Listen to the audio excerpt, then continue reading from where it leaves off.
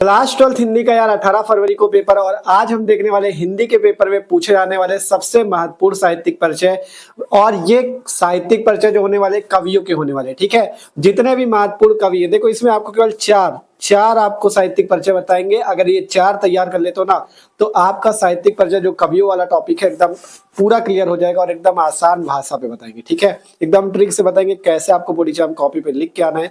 देख सकते हो, इसलिए हमने अच्छे से कॉपी पे पूरा लिखा है कि अगर इस तरह से कोई भी स्टूडेंट लिख देना तो उसको जो हिंदी के 5 नंबर है पूरे पूरे मिले, ठीक है। क्योंकि नंबर कट जाते हैं तो वो काम आपके साथ नहीं होगा, आप एकदम आसान भाषा पे याद भी कर पाओगे और ऐसे लिखने पे आपको पूरे पूरे नंबर भी मिलेंगे, ठीक है। तो चलो इस वीडियो को शुरू करते हैं मस्त तरीके से।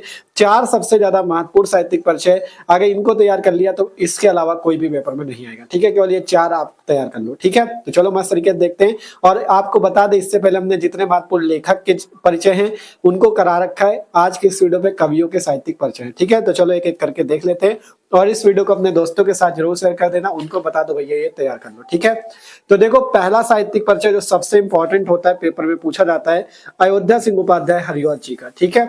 तो साहित्यिक परिचय कैसे लिखा जाता है, सबसे पहले आपको थोड़ा सा उनका संक्षिप्त परिचय, जिस भी कवि या लेखक का लिख रहे हो सबसे पहले उनका थोड़ा सा संक्षिप्त परिचय लिख दो कि जन्म मृत्यु ये सारी बातें, फिर साहित्यिक परिचय, ठीक है। तो देखो, सबसे पहले जैसे अयोध्या सिंह उपाध्याय हरिऔध जी का हमने जन्म लिखा सन 1865 ईस्वी, मृत्यु सन 1947 ईस्वी, जन्म स्थान निजामाबाद आजमगढ़ उत्तर प्रदेश। पिताजी का इनके नाम था भोला सिंह उपाध्याय। रचनाएं की प्रमुख कम से कम 5-6 रचनाएं याद रखो, यहाँ पे 3 लिखी हुई है, नीचे और भी है, ठीक है। रचनाएं जैसे प्रियप्रवास, वैदेही वनवास, अधकिला फूल आदि, ठीक है।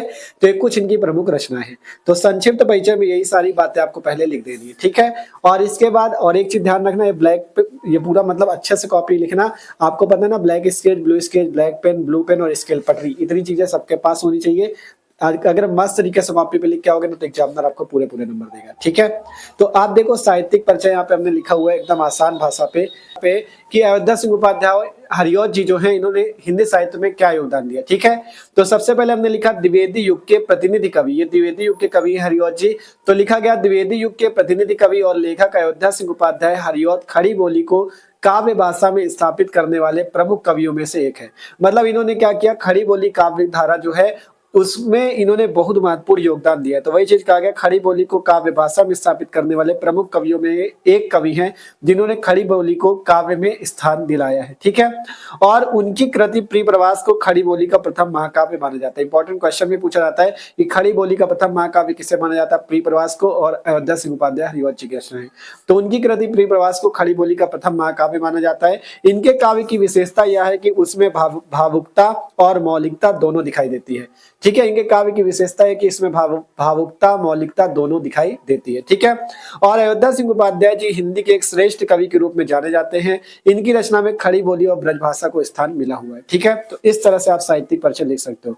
देखो, बहुत बड़ा लिखने की जरूरत नहीं, 80 शब्दों में पूछा होता है तो इतना बड़ा लिख दो कि हाँ एक पेज में आ जाए और आपका काम बन जाए, 5 नंबर आपको मिल जाएंगे, ठीक है। इसके बाद रचनाएं, प्रमुख रचनाएं लिख दो, जैसे प्रियप्रवास, वैदेही वनवास, अधकिला फूल, रस कलश, रुक्मिणी परिणय आदि। देखो, जिस भी लेखक या कवि का आप साहित्यिक परिचय याद कर रहे हो, कम से कम उनकी 5 या 6 आपको रचनाएं याद कर लेनी, क्योंकि रचनाएं आपको लिखनी पड़ेंगी, ठीक है। तो मस्त तरीके से देख सकते हो, इनकी रचनाएं हो गई, साहित्यिक परिचय हो गया। आप देखो, साहित्यिक परिचय कोई रटने वाली चीज नहीं है, इसमें आपको केवल इनकी मेन बातें समझ लेनी कि क्या क्या इन्होंने किया है, ठीक है। किस भाषा में रचना करते थे, कौन सी, मान लो जैसे कि किस टाइप की रचना करते थे, मेन बातें समझ लो और अपनी भाषा में बना बना के लिख सकते हो, ठीक है। जरूरी नहीं कि एक एक शब्द आप एकदम रटो, आपको केवल समझ लेना इन्होंने क्या क्या किया और अपनी भाषा में बना के लिख लेना, ठीक है। तो मेन चीज ये याद करने वाला, इसको आपको याद करना है और इसको समझ लेना, आसानी से अपनी भाषा में बना सकते हो, ठीक है। तो ये है पहला आपका कवि का जीवन परिचय, जो साहित्यिक परिचय इंपॉर्टेंट है। इस तरह से आप लिखोगे तो पूरे नंबर आपको मिलेंगे। तो अयोध्या सिंह उपाध्याय जी का हो गया। अब चलते हैं अगले साहित्यिक परिचय की ओर, ठीक है। अगला साहित्यिक परिचय हमारे पास है जयशंकर प्रसाद जी का, ठीक है। ये भी बहुत इंपॉर्टेंट है, कई बार पूछा गया है। तो जयशंकर प्रसाद जी का संक्षिप्त परिचय पहले लिखते हैं यहाँ पे। देखो, जन्म इनका हुआ था सन 1889 ईस्वी को, मृत्यु हुई थी सन 1937 ईस्वी को। इनका जन्म स्थान जो है काशी में हुआ था। इनके पिताजी का नाम था देवी प्रसाद, ठीक है। पिताजी का क्या नाम था, देवी प्रसाद। रचनाएं इनकी मेन जैसे कामायनी, आंसू, लहर, तितली आदि, ये इनकी क्या है, प्रमुख रचना है। इसके बाद साहित्यिक परिचय देख सकते हो, एकदम आसान भाषा पे यहाँ पे है कि जयशंकर प्रसाद जी हिंदी साहित्य में छायावाद के प्रवर्तक, प्रमुख कवि, नाटककार और कहानीकार थे। ठीक है, जयशंकर प्रसाद जी जो थे छायावाद के प्रवर्तक के रूप में माने जाते हैं। क्वेश्चन पूछा जाता है कि छायावादी युग के प्रवर्तक कौन माने जाते हैं? जयशंकर प्रसाद। ठीक है, तो छायावाद के प्रवर्तक, प्रमुख कवि, नाटककार और कहानीकार थे ये। ठीक है, इन्होंने खड़ी बोली हिंदी काव्य को कोमलता, माधुर्य और दार्शनिक गहराई प्रदान की। कामायनी इनका एक प्रसिद्ध महाकाव्य है और इनकी रचनाओं में राष्ट्रीयता, प्रकृति प्रेम, रहस्यवाद और भारतीय संस्कृति का अनूठा संगम है। मतलब इनकी रचनाओं में क्या क्या देखने को मिलता है? राष्ट्रीयता, राष्ट्र प्रेम देखने को मिलता है, प्रकृति प्रेम देखने को मिलता है, रहस्यवाद देखने को मिलता है और भारतीय संस्कृति का एक अनूठा संगम है। मतलब ये सारी चीजें इनकी रचनाओं में देखने को मिलती हैं। ठीक है, प्रेम और सौंदर्य इनके काव्य के प्रमुख विषय रहे हैं, किंतु मानवीय संवेदनाएं उनकी कविता का प्राण है। ठीक है, प्रेम और सौंदर्य भी इनकी रचनाओं में मिलते हैं, लेकिन मानवीय संवेदना इनकी कविता का एकदम प्राण है। मतलब वो चीज जरूर रहता है। ठीक है, अब इसके बाद देखो क्या कहा गया यहाँ से कि यह एक असाधारण प्रतिभाशाली कवि थे। इनके काव्य में ऐसा आकर्षण व चमत्कार है कि पाठक मतलब पढ़ने वाले जो है उसमें मग्न होकर अपनी सुध बुध खो देते हैं। मतलब ऐसी रचनाएं करते थे कि अगर आप पढ़ो तो आप अपनी सुध बुध खो दोगे, एकदम मजा आ जाएगी आपको। ठीक है, तो ये इनका क्या हो जाएगा? साहित्यिक परिचय। प्रमुख रचनाएं देख सकते हो जैसे कामायनी, आंसू, लहर, झरना, चित्राधार, कानन कुसुम और इनके कुछ प्रमुख नाटक है जैसे चंद्रगुप्त, स्कंदगुप्त, ध्रुवअवनी, ये सब क्या इनके नाटक है। ठीक है, तो 5-6 आपको याद कर लेना, आसानी से लिख लेना। तो रचनाएं हो गई, इनका साहित्यिक परिचय हो गया और इनका संक्षिप्त परिचय हो गया। तो जयशंकर प्रसाद जी भी हो गए, इंपॉर्टेंट है, इनका भी तैयार कर लेना। ठीक है, और स्क्रीनशॉट इनके लेते जाना, इसलिए आपको अच्छे से दिखा भी दे रहे हैं कि आप लोग स्क्रीनशॉट ले सको। ठीक है, अब इसके बाद है सुमित्रानंदन पंत जी का, ये भी बहुत इंपॉर्टेंट है इनका भी।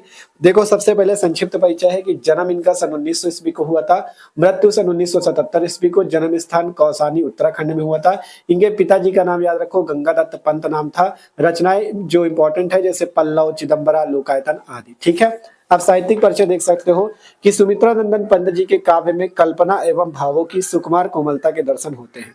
ठीक है, क्या कहा गया? सुमित्रानंदन पंत जी के काव्य में कल्पना एवं भावों की सुकुमार कोमलता के दर्शन होते हैं और इनकी छायावादी कविताएं, छायावादी युग के लेखक ये भी हैं। ठीक है, तो इनकी छायावादी कविताएं अत्यंत कोमल एवं मृदुल भावों को अभिव्यक्त करती है, मतलब दर्शाती है। इन्हीं कारणों से पंत जी को प्रकृति का सुकुमार कवि भी कहा जाता है। क्वेश्चन पूछा जाता है कि प्रकृति का सुकुमार कवि किसे कहा जाता है? सुमित्रानंदन पंत जी को। ठीक है, पंत जी काव्य पक्ष और भाव पक्ष दोनों ही दृष्टि से एक प्रतिभाशाली कवि सिद्ध हुए हैं और इन्होंने सभी मुख्य काव्य धाराओं पर उनके द्वारा रचित कृतियां हिंदी काव्य की अमर निधियां सिद्ध हुई। मतलब इन्होंने क्या किया है, जितनी भी मुख्य काव्य धारा हिंदी के उन सब में क्या किया, इन्होंने अपनी रचनाएं की हैं और वो एक अमर निधियों के रूप में एकदम सिद्ध हुई। मतलब बहुत ही अच्छी रचना इन्होंने सभी काव्य धाराओं में की है। ठीक है, और इनकी रचनाओं के लिए इन्हें साहित्य अकादमी पुरस्कार और पद्म भूषण से भी सम्मानित किया गया है।